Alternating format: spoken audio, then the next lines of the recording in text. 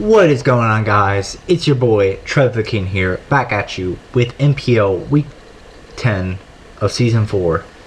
And basically, if you guys have seen my previous two videos, you've known that I've kind of gone in a drought in terms of my playing. I don't know. I just was not in the right mindset for these. Like from after week 8, weeks 9 and 10, I was not in the right mindset.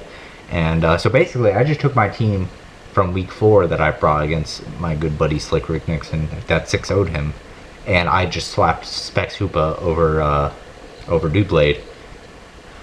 And I thought, you know what, that qualifies as a team being made. Let's do this shit. Let's hop into it. So basically, if you don't remember, it was like a Spadef, Trick Room, Life Orb, Renoclus. It was like Fizdef, Seismitoad,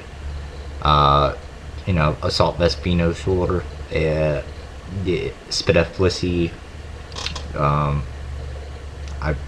Sunny Day, Charizard for the Politoad, and then obviously Specs Hoopa. So let's get right into this game. Yeah, boys. Alright. So, again, sorry for lag. My computer's a piece of shit. But he's going to lead off with Santa Christ, also known as the Tangrowth. As we do see the infestation, the infestation. So he's, Nixon is,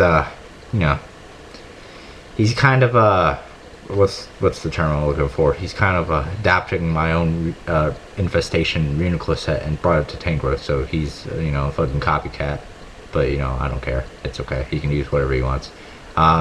So yeah, basically, if you missed all of this, then sorry, I'm not going over it. Basically, a bunch of nothing happens. So right here, I go into Charizard. He predicts that. Also, this crit matters right here, totally, because I actually EV to live, a Tangrowth Rock Slide if it had 100 or less attack investment, which he had like 0. So right here, I go for the Specs Dark Pulse, which does not do really that much at all, because he's like Assault Vest, which is annoying. So right here, he's just going to go into Crocodile. And again, this Dark Pulse is actually going to do a good chunklet for being resisted.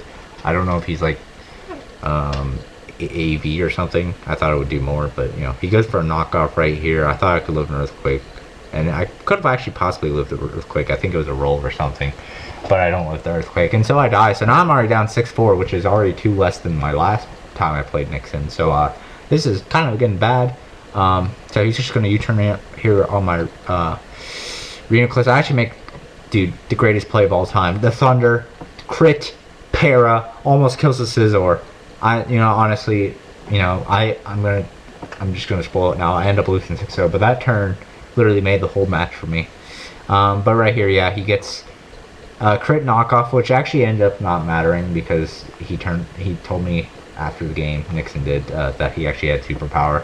So he would have just gone for superpower instead of Earthquake here, and that would have definitely taken me out. At least I think so. I don't really care. Again, this game is already gone past. And, yeah, I'm going to go into Venusaur, and I cannot touch this Crobat for the, second week in 3 weeks. I brought a Venusaur that's completely walled by a mon that, a person has brought a decent amount of times. Goes for a Vapor. It actually does not kill it because I do have a lot of HP investment.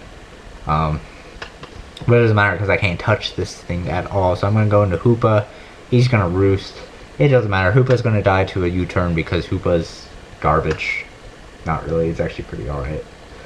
But I haven't been able to use it for shit so far. So that's amazing. So yeah, I'm just going to sack off my Venusaur right here because it's useless. And now I'm down 6-1. And yeah, this game's over because Renoclus is Spadef, not Fizdef, and it is also weakened. So yeah, that's the game. I've lost first ever game that I've lost above 3-0, and I lost it by double that, 6-0. So yeah, I actually originally retired after this, but then I was like, Joel threatened to take away my season 3 championship trophy, and I was like, nuh-uh. So I'm sticking around for another season after this. Unfortunate, I know, but no, I'm just joking. I did actually want to retire after this game because how I knew was that when this 6-0 literally, I didn't feel anything. I knew but I actually got a little bit more motivated after this. I decided, hey, I'm not going to actually retire after the season. I'm going to come back week 11 and we're going to beat Cam. Also, just saying, my number 1 position I had in the conference, like the guaranteed first round bye, Yeah, that's not guaranteed anymore. In fact, I basically cannot win the number 1 seed at this point.